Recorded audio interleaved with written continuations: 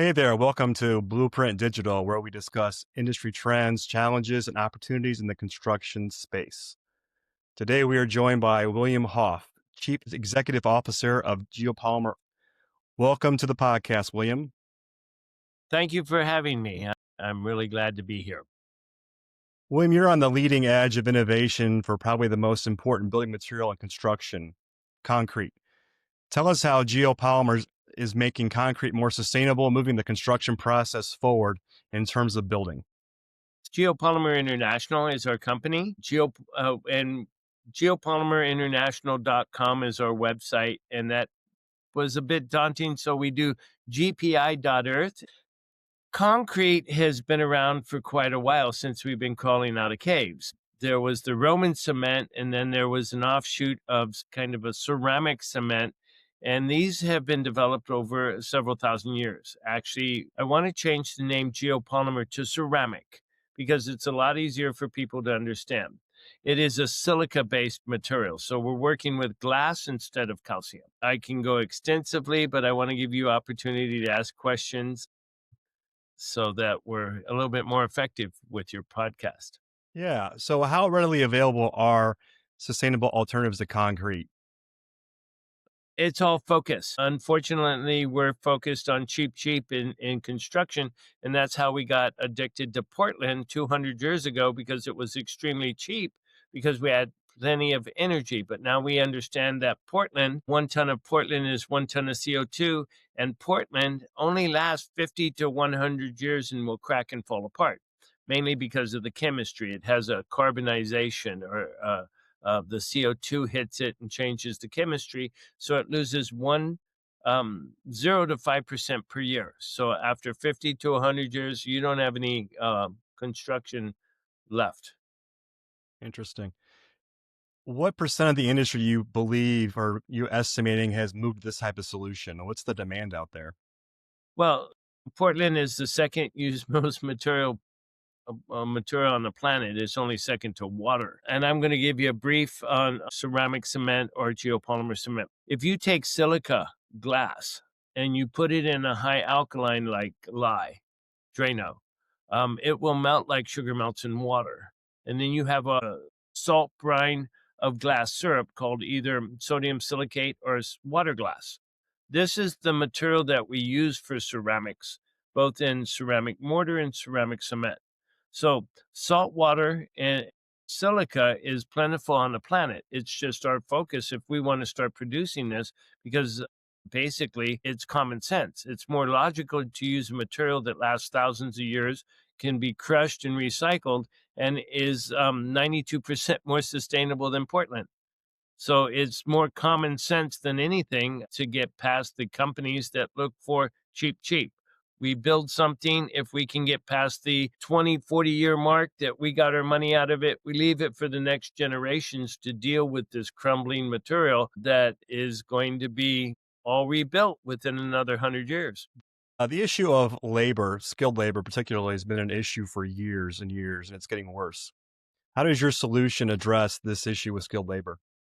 Well, skilled labor, the generations have changed over the years. The way that I started construction and my father worked will never be that way. The hard, tedious labor part are now being replaced by technology, robotics. AI is absolutely phenomenal of what we can look for in the future, but AI can do absolutely nothing until it sends a signal to a servo to move something in the third dimensional world. We use robotics with 3D printing, and I found that ceramic cement, geopolymer, is fabulous for 3D printing because there's no cold joint. It can be brought back in and use the waste product. We don't use water when we're making ceramic cement. It has water, you would think, already in it, but it is really going to be able to revolutionize the tedious labor chores that we have. I'm looking at more preprint, which would be like precast, where we can bring out hollow walls, put them in place, and then core pour them with concrete. I think is going to be a tremendous labor saving for the future. And it's just by using common sense and our new technologies that are being developed daily. You talk about the sustainability of your product, you talk about the longevity, the resilience. Yeah, construction put in place is down slightly year over year in the US. Concrete demand is going to be down probably 2% this year. How is your demand pipeline given the increased focus on ESG strategy? I can't keep up with it. I developed this. I started in geopolymers with Professor Davidovitz out of the Geopolymer Institute in France. We use his chemistry because it makes the most sense. It's the safest, the easiest to use. I do many a podcast. I do many meetings. I do a lot of LinkedIn and everything else because everybody's looking for the new technology that's going to be actually utilized in the future. If you start looking at what our legislators worldwide, not just the United States, but the EU, the United Nations, the third item on their list is Portland cement because it's a very dirty material that we're building a society on that's going to crumble away. The EU is very interested in low carbon materials. I just happen to be in that sweet spot of a material that we've used for thousands of years, ceramic, and it's 92% more sustainable, and then it's much stronger. So we're learning to use the advantages of our materials instead of just getting back online with the cheap. So let's say I'm a listener, right? I'm intrigued about your solutions, or I want to try them, I want to buy them. Is your service area national? Is it global? You're international now in your name. Is that your service area? Yeah, we're international. I send kits to Australia, New Zealand, Canada. I've done Portugal, Spain, France, Italy, Africa. I just got a thing today from Kazakhstan. I mean, everybody's looking. It's fabulous we have an internet to be able to communicate, and podcasts like these are the most important to really get the word out. We're at geopolymerinternational.com or gpi.earth. Easy way to get a hold of us, and then we can get you a kit.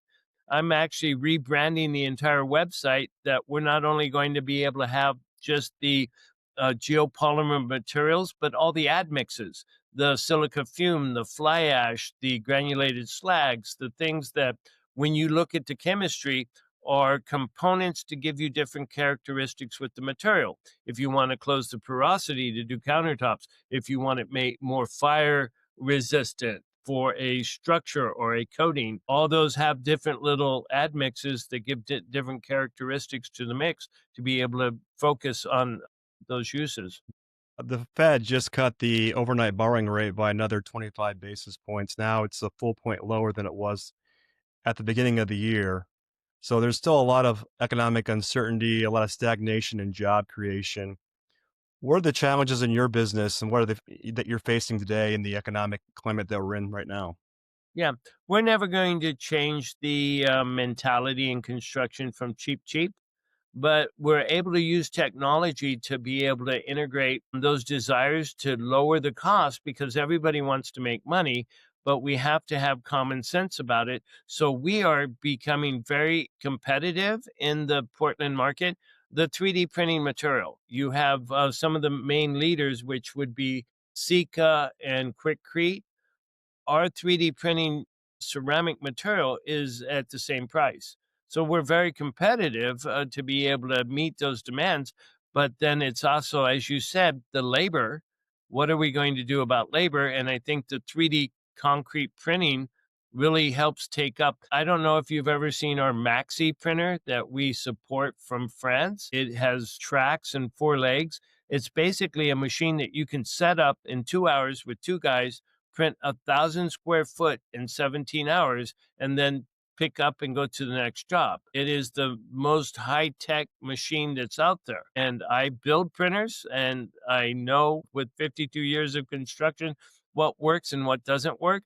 And I'm looking at these being able to really lead the market, not only in sustainability, but profitability.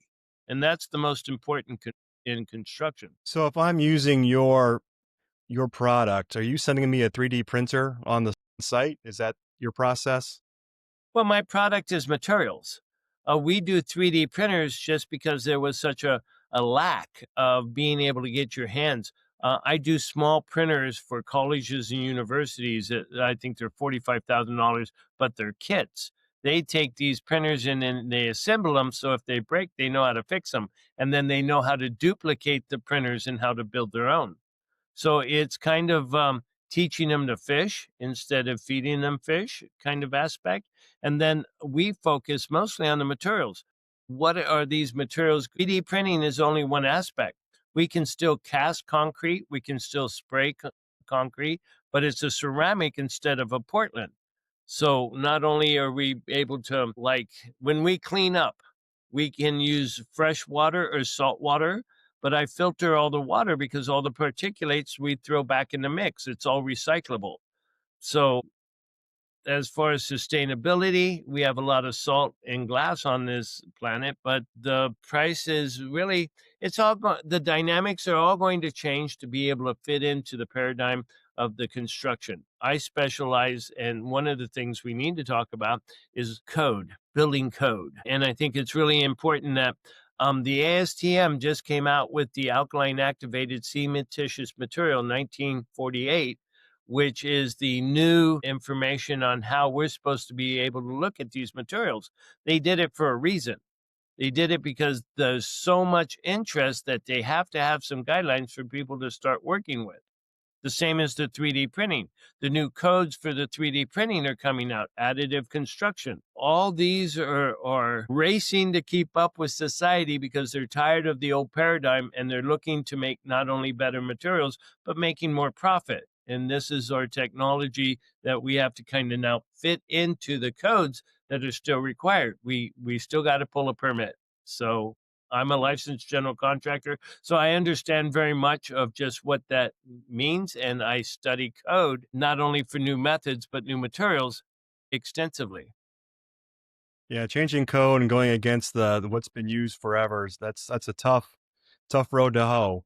But you're disrupting the industry with these new solutions. AI is becoming the most discussed innovation and how it's going to shape everything in the future. What influence has AI had in your business and within the industry? AI has been it's been very interesting because if you ask Chat GPT where to get Warner silicates in the United States, I'm the only one that carries them. Warner silicates are very expensive because they're pharmaceutical grade, but that is the exact same material that is in the geopolymer chemistry book, Geopolymer Chemistry and Applications by Professor Davidovitz. It's the ones that are used at MIT. All the academic write-ups are using this particular brand of silicates because it's specified specifically for that chemistry. But that's academic.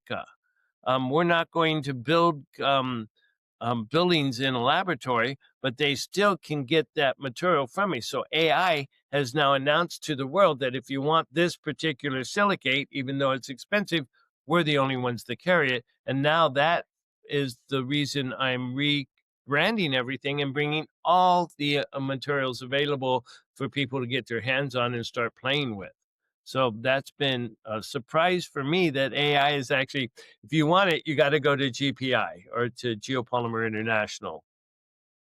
Yeah, construction, the spec really drives material selection. What are you doing to break into the spec? My, that's back to code. Specking something has to still fit in code. You can't ask to go out and build a building with marshmallows because it won't fit the code. Um, C1157 is the criteria for concrete, the performance criteria for a concrete. Now, it doesn't specify what that has to be, but we have to meet that spec, that criteria, which we do. And that's why I memorize all these codes because I understand what we're up against. And if I go into the county to get a permit, the first thing, I have never seen this before. Well, congratulations. It's your first day. We can mark it on your calendar and celebrate it every year. And this is something that we're going to be doing more of. So let's get used to it. And I walk them through the code, but also to be able to help break through that code, we're back to AI. I go back to chat a lot of times to make sure that I have everything within the code reflective. So before I get there, I've already checked it out that everything is, all the I's are dot, the T's are crossed, and we're ready to roll. Each episode, we ask our guests what the biggest challenge or struggle facing their business is. They'd love to resolve. So, what is your challenge? My challenge is education. I'm actually going to be going back to AI. We're working with 11 labs to put on our new website. So when you come to us, there will be a voice that greetings to Geopolymer International. Can we help you with product or education? And there will be 3 levels of education. So I'm going back and using all the AI I can for the education because that way people have a library, something to access the information that they need, not more than they need, not less than they need, but specifically of what they need so that we can get to those resolutions quickly. Is there a need to reach out to architects, specifiers, and others to educate them and make sure you're being specified or specified along with concrete? Yeah. I talk a lot with engineers and architects. One thing that really opened up the world for architects was the 3D printing.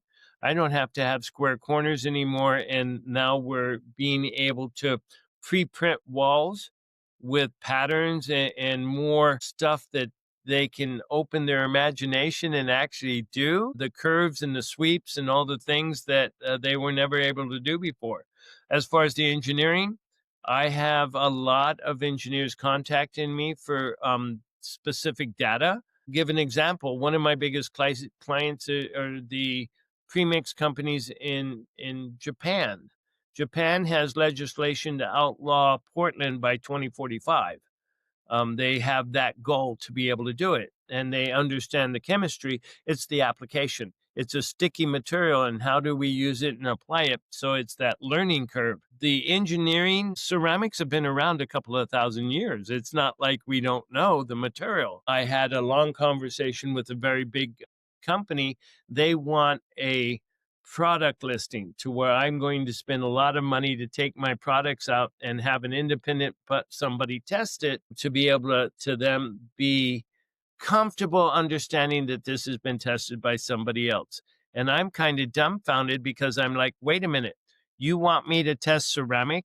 Ceramic is, I mean, that's what they put on the space shuttle. I mean, come on, guys. This has been around for thousands of years. And basically, with a good engineer, please take it, mix it, take it to a lab, do your compression and flexural testing, do whatever to freeze thaw you want, and enjoy it because it's here to stay. And it's pretty much the only alternative that we have to mitigate a lot of the problems we have today with environmental, the strength, the longevity, and everything else. So now is your time to give our listeners the again minute commercial on Geopolymer International.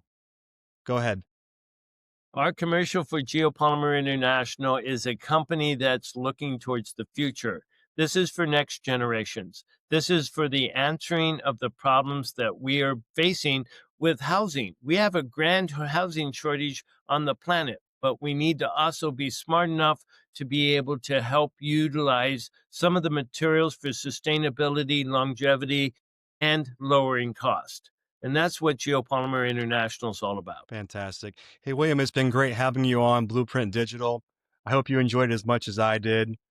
I'd like to thank all those that are watching, listening. Until next time, I'm Troy Mann with Ascend Integration Partners. Remember, the pace of change in the market is getting faster every day. Adapting to change is not a requirement, but neither is survival. Take care. Thank you very much.